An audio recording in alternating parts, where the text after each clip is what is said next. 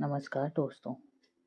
आज जो कहानी आप सुनने जा रहे हैं वो किसी फिल्म की स्क्रिप्ट नहीं बल्कि एक सच्ची घटना है जिसे सुनते हुए मेरे खुद के हाथ कांप रहे थे।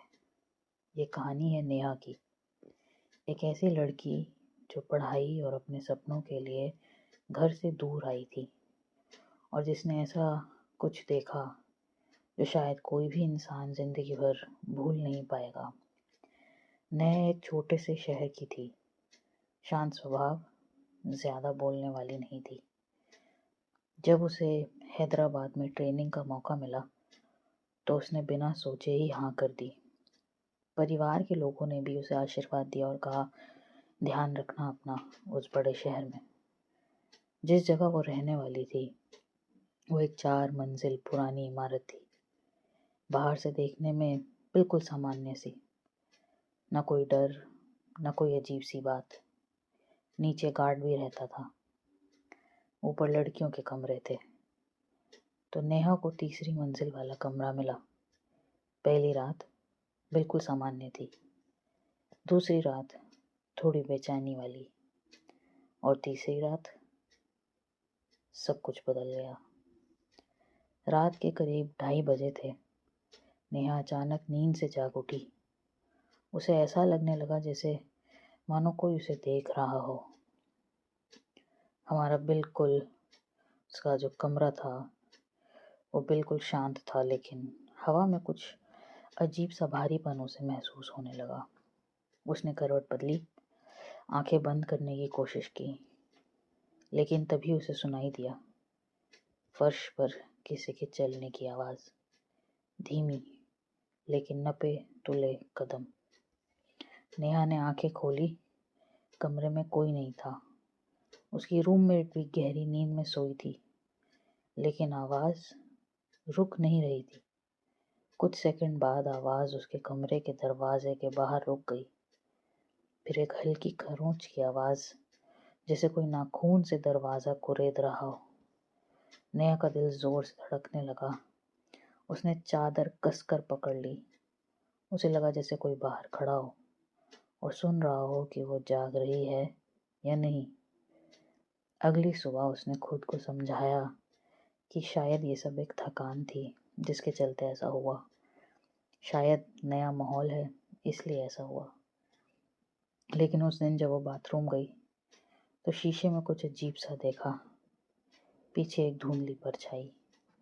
नेहा ने तुरंत पलट कर देखा तो वहाँ कुछ नहीं था, लेकिन शीशे पर उंगलियों के निशान साफ झलक रहे थे। ऐसे निशान जैसे किसी ने अंदर से शीशे को छुआ हो। उस दिन से चीज़ें बदलने लगी। रात को कभी दरवाज़ा अपने आप खड़कता, कभी लाइट अपने आप जल जाती, कभी ऐसा लगता जैसे कोई कमरे में घूम रहा हो। एक रात लगभग 3 बजे अचानक कमरे का बल्ब तेजी से झपकने लगा और उसे उस पल नेहा को ऐसा लगने लगा जैसे पता नहीं उसके कानों के पास कोई झुककर फुसफुसा रहा हो, तुम यहाँ नहीं रह सकती। उसकी सांसें जैसे रुक गई। सुबह होते ही उसने बाकी लड़कियों से बात की। तभी एक सीनियर ने चुपचाप कहा, इस कमरे में पहले भी एक लड़की रहती तो थी, वो ज़्यादा दिन लेकिन रुक नहीं पाई। जब नेहा ने पूछा क्यों तो सब खामोश हो गए। कुछ दिन बाद सच अपने आप सामने आ गया। जिस कमरे में नेहा रह रही थी, दरअसल उसी कमरे में सालों पहले एक लड़की ने खुद को ख़त्म किया था। वो भी बाहर से आई थी और वो भी अकेली रहा करती थी, और मरने से पहले उसने किसी से यूं कहा कि यहाँ कोई है जो मुझे सोने नहीं देता। नेहा की हालत ख़राब होने लगी। उसे नींद नहीं आती थी। ये सब जानने के बाद खाने का मन नहीं करता था और वो हर वक्त किसी मौजूदगी को महसूस करती थी। एक रात जब सब सो रहे थे, उसने साफ महसूस किया कि कोई उसके बिस्तर के पास खड़ा है। उसने आंखें बंद रखी, पर अचानक उसके गले के पास सांस महसूस हुई, गरम और बहुत पास। उसने चीखने की कोशिश तो की, लेकिन आवाज़ गले में अटक गई।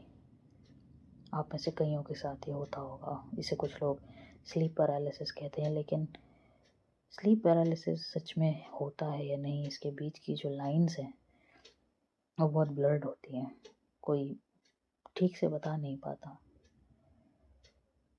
नेहा की कहानी में अगर वापस चलें तो ये सब कुछ होने की अगली सुबह उसकी तबीयत बहुत ख़राब हो चुकी थी।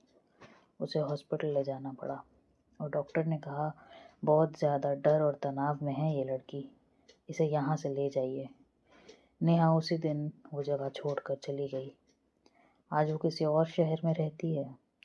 ज़िंदगी तो आगे बढ़ गई, लेकिन आज भी जब रात में अचानक हवा चलती है या कमरे में अजीब सी ठंड महसूस होती है तो नेहा को वही एहसास वापस लौट आता है, जैसे कोई बहुत पास खड़ा हो, चुपचाप उसे देख रहा हो, शायद अब भी उसका इंतज़ार कर रहा हो।